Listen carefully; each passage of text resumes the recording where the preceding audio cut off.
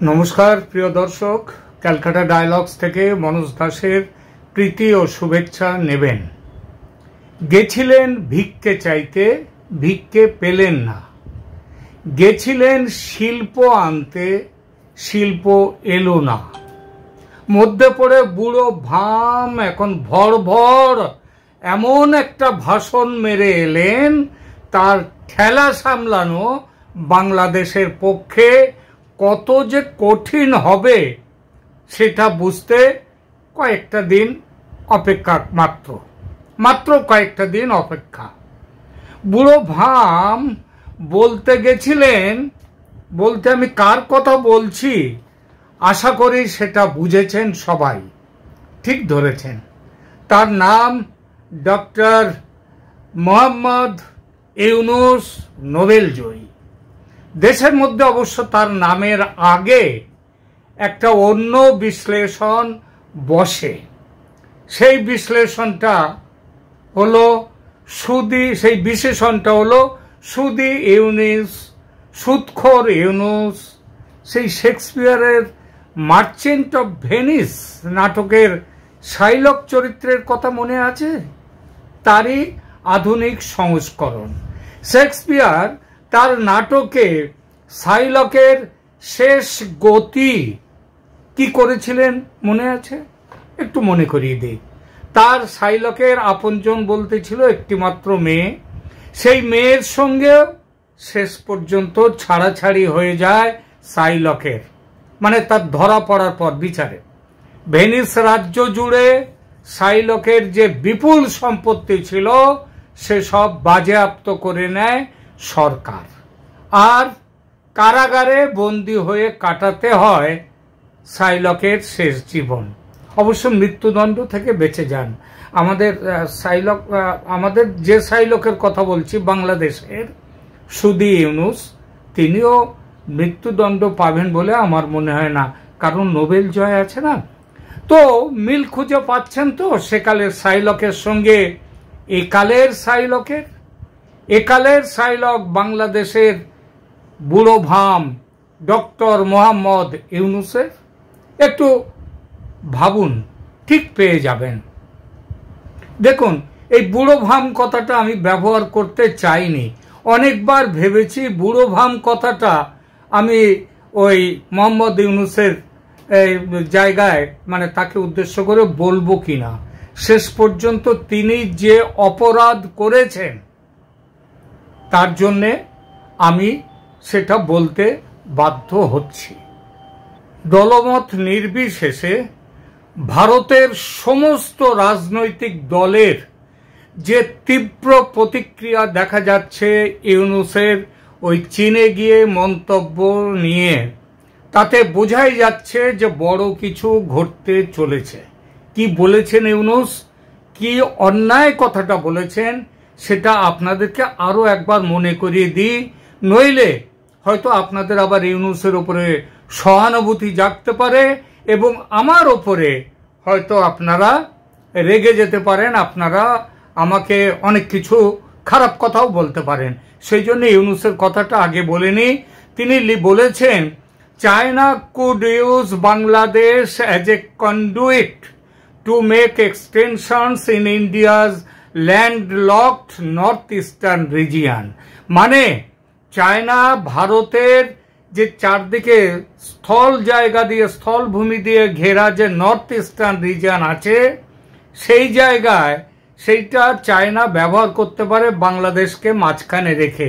অর্থাৎ চায়না যদি ওখানে আক্রমণেও যায়, বাংলাদেশের উপর দিয়ে তারা যেতে পারে। এবং তারপর আবার আনন্দে ডগমগ হয়ে বলেছেন, we are the only guardian of the ocean in the region. অর্থাৎ এই যে সামুদ্রিক এলাকা, এর আমরা হচ্ছে একমাত্র গার্ডিয়ান, গার্জেন। আমরা বাংলায় গার্ডিয়ান আমরা বলি, গার্জেন না, একমাত্র গার্জেন উনি। তাতে বলাই বাহুল্য এইসব কথায় ভারত ফুল ছুঁড়ে দেবে না তার দিকে। ভারত তার দিকে ফুল ছড়বে না, ফুল দেবে না। কি করবে? বুড়ো ভামের দাঁত মুখ ভেঙে লেজ কেটে উচিত শিক্ষা দেওয়ার জন্য উতলা হয়ে পড়েছে শুধু ভারতের জনগণ নয়, দলমত নির্বিশেষে ভারতের সমস্ত রাজনৈতিক দলগুলো এবং তাদের নেতারা, এমনকি যে কংগ্রেস দল, বিজেপি যদি বলে সূর্য পূর্ব দিকে উঠেছে, কংগ্রেস হয়তো বলে ফেলবে ঝোঁকের মাথায় না না সূর্য পশ্চিমে ওঠে। অর্থাৎ যাদের বিজেপি, যে কংগ্রেস দলের বিজেপির সব কিছুতেই আপত্তি, নরেন্দ্র মোদী যেদিকে যাবেন কংগ্রেস সেখানে সে তার বিরুদ্ধে বিপরীতে যাবেন, রাহুল গান্ধীর কংগ্রেস, সেই কংগ্রেসের লোকসভার উপনেতা গৌরব গগৈ পর্যন্ত ইউনূসের মন্তব্যকে ডিপলি কনসার্নিং বা অত্যন্ত গভীর দুশ্চিন্তাজনক এইটা বলেছেন। এবং সেটা বলে তিনি ভারত সরকারকে বলেছেন অবিলম্বে ব্যবস্থা নিতে। আসামের মুখ্যমন্ত্রী হিমন্ত বিশ্ব শর্মা তিনি বলেছেন এই মন্তব্য হালকাভাবে নেওয়া যায় না, জরুরি ব্যবস্থা নিতেই হবে। এবং কি জরুরি ব্যবস্থা সেটাও বলেছেন।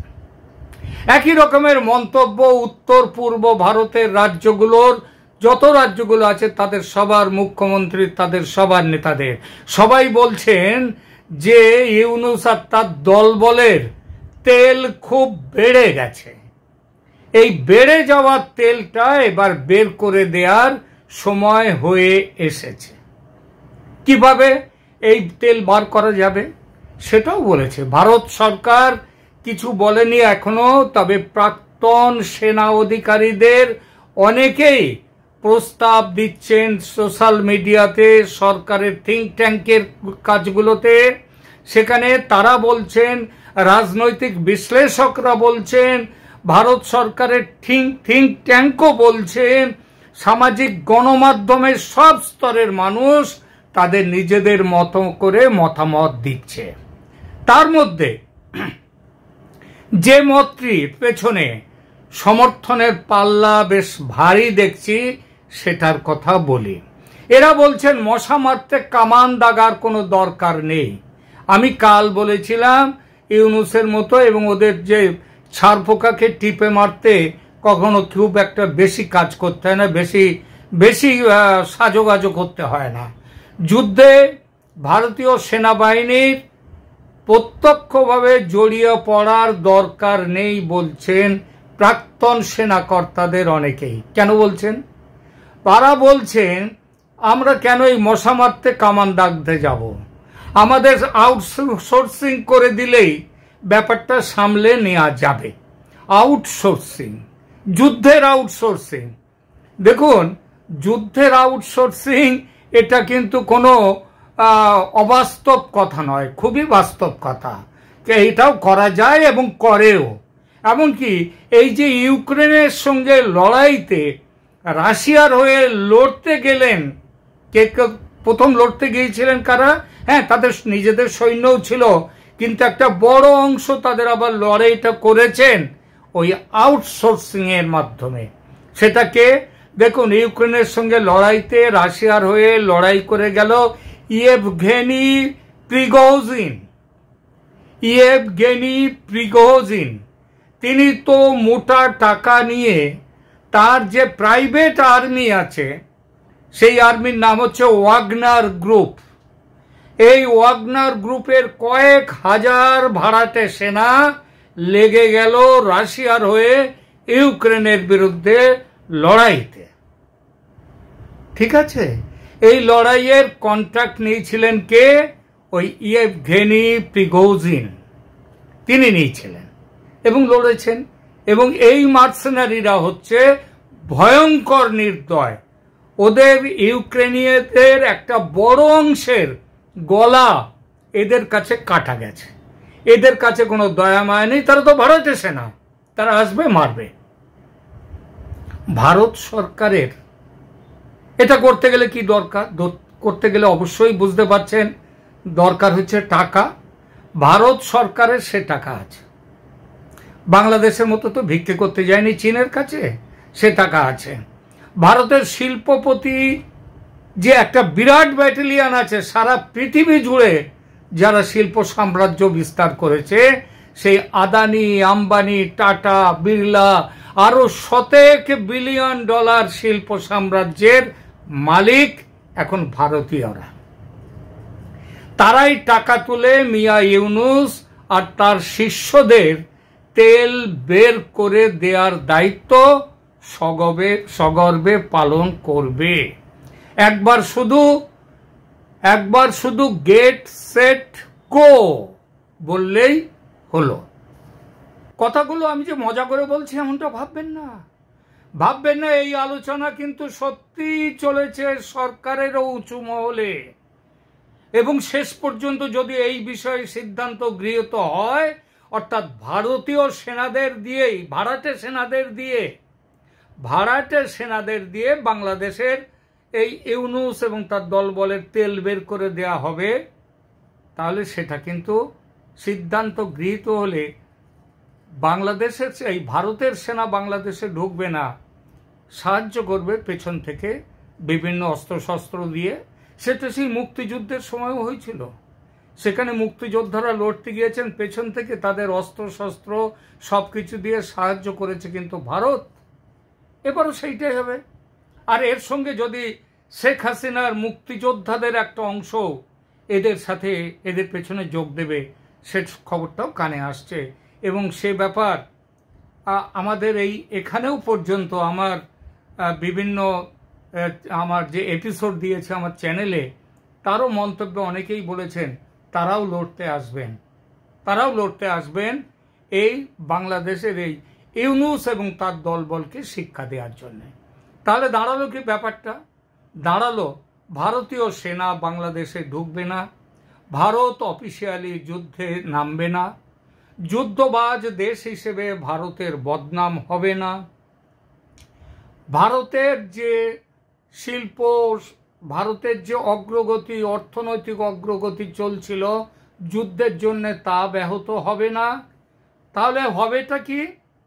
এই পথে চললে সাপও মরবে, লাঠিও ভাঙবে না। মার্সেনারি সাপ্লাইয়ের ব্যাপারে কিন্তু ভারতের শিল্পপতিরাদের একটা বড় অংশ সে দায়িত্ব নেয়ার জন্য তৈরি আছে বলে জানিয়ে দিয়েছে। এবং এ ব্যাপারে তাদের হয়ে কথা বলবার জন্য রাশিয়া ও ইউরোপের কিছু সংস্থার সঙ্গে কথাবার্তা চালাচ্ছে ভারতেরও একটি সংস্থা, এবং সরকারের তাতে মদত আছে। এই সংস্থাকে ভারতের সরকার মৌখিকভাবে সবুজ সংকেত দিয়েছে। কিন্তু মুশকিলটা আবার একটা এসে দাঁড়িয়েছে হঠাৎই।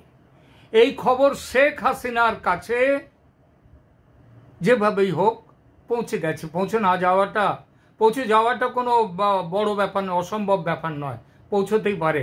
কারণ আমাদের সেনা কর্তাদের, আমাদের যে গোয়েন্দা সংস্থা, তাদের অনেকের সাথেই বিক্ষোভ ওপরে যারা আছেন তাদের সাথে তার যোগাযোগও আছে। তো এই খবরটা শেখ হাসিনার কাছে পৌঁছে যেতেই তিনি অত্যন্ত উদ্বিগ্ন হয়ে পড়েছেন। তিনি এটাও জানতে পেরেছেন যে যদি এইভাবে ভারতকে এগোতে হয়, তাহলে ভারতকে যাতে ভবিষ্যতে আর ওই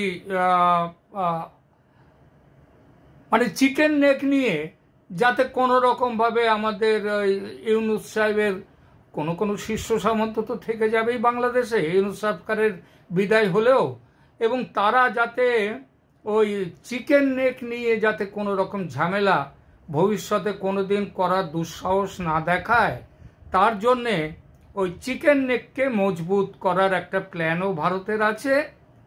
এইভাবে যেতে গেলে যদি শেষ পর্যন্ত যুদ্ধে সে নিজেই হোক আর ভারতের সেনাদের দিয়েই হোক, ভারতের সেনাদের দিয়ে হওয়ার সম্ভাবনাটাই বেশি, তো সেইগুলো সেটা যদি হয়, তাহলে ভারত তো ওই মিছিমিছি টাকাটা খরচ করবে না।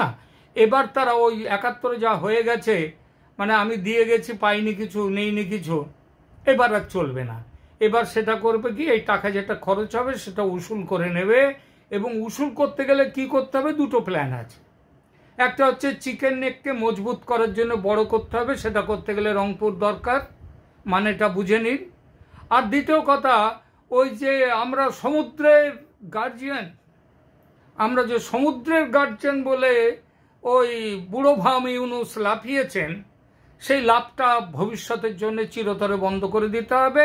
তার জন্য বেশি কিছু নয়, ত্রিপুরার ওখান থেকে চট্টগ্রামের মধ্যে ওই যে মাত্র 22 কিলোমিটার, 20-22 কিলোমিটার কি 25 কিলোমিটার মতো জায়গা, ওইটা যদি ধরে নেওয়া যায় তাহলে পুরো চট্টগ্রামটা কেটে গেল। তো এটা কেটে নিয়ে নর্থ ইস্ট রাজ্যগুলোর সঙ্গে কাটলে কি হবে, ওই যে ত্রিপুরা রয়েছে না, ওটা কাটলেই চট্টগ্রামের সাথে ত্রিপুরার যোগাযোগ একেবারে সরাসরি হয়ে যাবে। আর ত্রিপুরার মাধ্যমে তখন নর্থ ইস্ট রাজ্যগুলোও এসে যাবে। তখন আর বলা যাবে না ল্যান্ডলকড নর্থ ইস্টার্ন স্টেটস, চীন তুমি আসো, এসে দখল করে নাও। এই ব্যাপারটা আর বলার ইউনুস সাহেবের কিংবা তার দল বলের কিংবা তার শীর্ষ সামন্ত ভবিষ্যতে যারা থাকবে, 2-5টা তো থাকবেই, তো তারা এই কথাগুলো যা আর বলতে পারবেন না। সুতরাং এই হচ্ছে গিয়ে কথা। এটা যখন শেখ হাসিনা শুনলেন, তিনি অজিত ডোভালের সাথে যোগাযোগ করেছেন, ওটা ওদের মধ্যে সরাসরি যোগাযোগের ব্যাপারটা আছে। তিনি বলেন যে তিনি থাকলে, বাংলাদেশে থাকলে এমনটাও হতো না, তিনি ফিরে গিয়ে সব ঠিক করে নেবেন। ডোভাল তখন বলেন আপনার ফিরে যাওয়ার জন্য তো হয় ভারতীয় সেনাকে সেখানে যেতে হবে, যুদ্ধ করতে হবে, কিংবা ভারতীয় সেনা না গেলেও ভাড়াটে সেনাকে সেখানে পাঠাতে হবে। তাহলে যুদ্ধ দু জায়গাতেই আছে, এবং যুদ্ধ হওয়া মানে ক্ষয়, ক্ষতি, মৃত্যু এগুলো হবে। তো এগুলো কোনটা চান আপনি? এটা তো করতেই হবে। আর নইলে আপনি চিরকাল ভারতে থাকুন, আপনাকে আমরা সম্মানিত অতিথি হিসেবে দেখব আপনাকে। এ কথার উত্তর দিতে পারেননি শেখ হাসিনা। শুধু সময় চেয়েছেন কয়েকদিন, সময় দেওয়াও হয়েছে তাকে।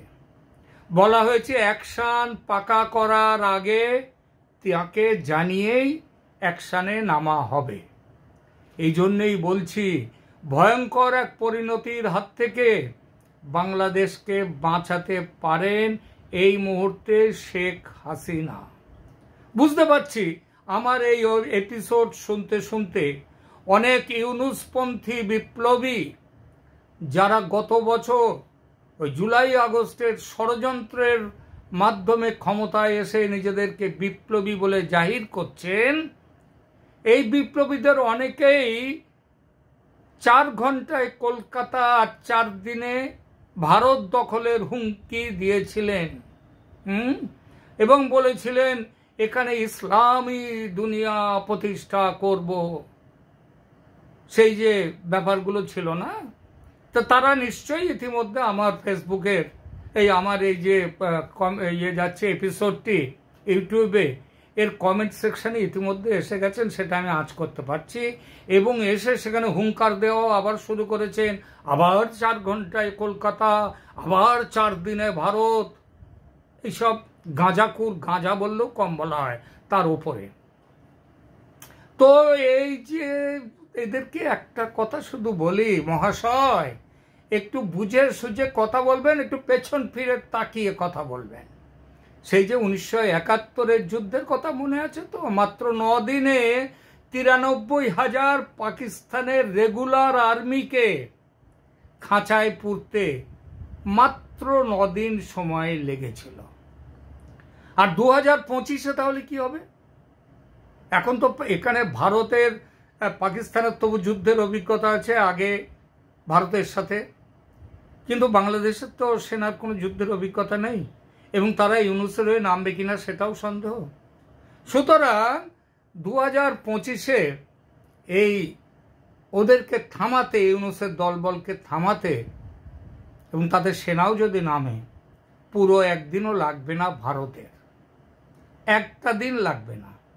এই জন্যই তো সেনাদের ব্যারাকে রেখে ভাড়াটে সেনা দিয়ে কাম ফতে করার পরিকল্পনা চলছে ভারতের। বাংলাদেশের বাঁচার একটাই মাত্র পথ এখন, শেখ হাসিনা যদি সেখানে ফিরে গিয়ে এই ইউনুসের যথাযোগ্য ব্যবস্থা করেন, তাহলেই বাংলাদেশ বাঁচবে। আর নইলে শেখ হাসিনাকে ফেরত নিয়ে যাওয়ার জন্যও যুদ্ধ দরকার। সেই যুদ্ধ এই যে আগেই বললাম, হয় ভারতীয় সেনা করবে সেই যুদ্ধ, নইলে ভাড়াটে সেনা করবে যুদ্ধ। ভারতীয় সেনা সেটা ভাড়াটে সেনাদের দিয়েই কাজটা মিটিয়ে নেবে, এটাই ঠিক হচ্ছে। এখনকার মতো এখানেই থামছি। ধন্যবাদ।